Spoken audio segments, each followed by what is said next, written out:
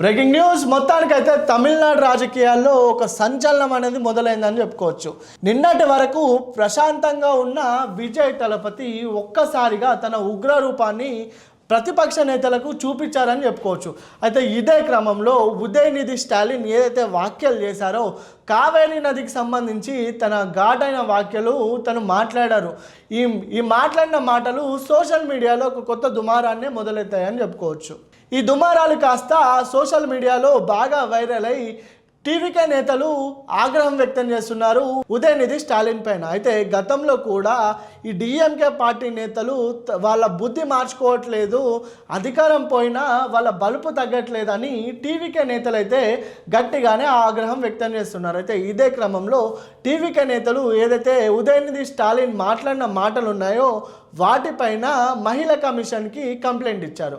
అయితే రంగంలోకి దిగిన మహిళా కమిషన్ అన్ని కోణాల్లో దర్యాప్తు చేసి ఉదయనిధి స్టాలిన్ని ఈరోజు ఉదయం అరెస్ట్ చేశారు. అయితే నిన్నటి వరకు ప్రశాంతంగా సాగిన ఈ తమిళనాడు రాజకీయాలు ఒక్కసారిగా హీట్ అందుకున్నాయని చెప్పుకోవచ్చు. అయితే ఏకంగా మాజీ డిప్యూటీ సీఎం అరెస్ట్ అవ్వడంతో తమిళనాడు రాజకీయాల్లో ఒక ఊపు అందుకున్నాయని చెప్పుకోవచ్చు. అయితే ప్రస్తుతానికి ఉదయనిధి మాట్లాడిన మాటలు ఒకసారి మీరు వినండి.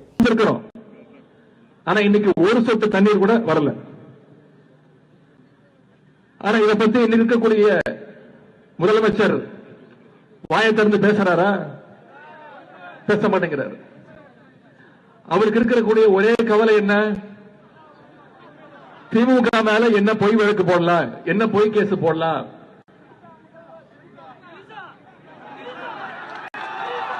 எங்க தண்ணி வருதோ இல்ல அங்க தண்ணி வரணும். కావేరీ సొన్న చూసారుగా.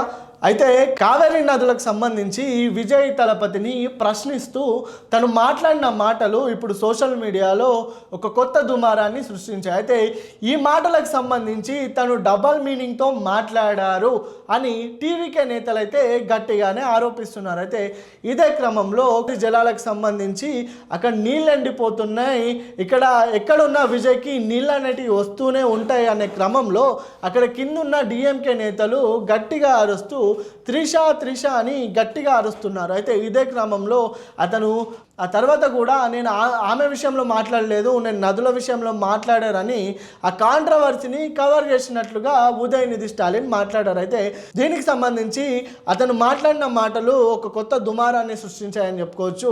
అదేవిధంగా కిందున్న డిఎంకే నేతలు కూడా త్రిష పేరు తీసుకోవడం వల్ల టీవీకే నేతలు మహిళా కమిషన్కి కంప్లైంట్ చేశారు. అయితే ఈ మహిళా కమిషన్ రంగంలోకి దిగి ఉదయనిధి స్టాలిన్ని అరెస్ట్ చేసింది. అయితే నిన్నటి వరకు ప్రశాంతంగా సాగిన ఈ తమిళనాడు రాజకీయాల్లో ఒక కొత్త మార్పు అనేది కొనసాగుతుందా అంటే ఉదయనిధి స్టాలిన్ని టార్గెట్ చేసుకొని మరి మిగతా డిఎంకే నాయకుల్ని కూడా అరెస్ట్ చేసే అవకాశాలు ఉన్నాయా అని కనిపిస్తుంది. అయితే ఇదే క్రమంలో నటి త్రిషకి విజయ్ తలపతికి ఏ విధమైన సంబంధం ఉందో అది గతంలో కూడా మనం చూసాం. అయితే తన భార్య సంగీతకి విజయ్ తలపతి విడాకులు ఇచ్చాడు. ఆ విడాకులు ఇచ్చిన క్రమంలో కూడా విజయ్ తలపతికి త్రిషకి వివాహేతర సంబంధం ఉన్నట్టుగా అన్ని కోణాల్లో అనుమానాలు అనేవి వ్యక్తమవుతున్నాయి. అయితే గతంలో కూడా విజయ్ తలపతి బర్త్డే రోజున ఎగ్జాక్ట్లీ 12 గంటలకి తను విష్ చేసింది.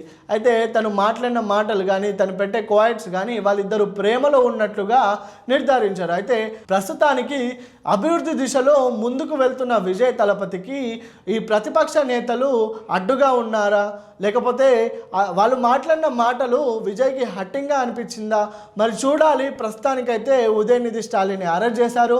మరి అరెస్టుల పర్వం ఇంకా పెరిగే అవకాశాలు కనిపిస్తున్నాయి. తమిళనాడు రాజకీయాలు హీట్ ఎక్కాయని చెప్పుకోవచ్చు. మరి ప్రస్తుతానికైతే ఉదయనిధి స్టాలిన్ని పోలీసులు అరెస్ట్ చేసి విచారిస్తున్నారు.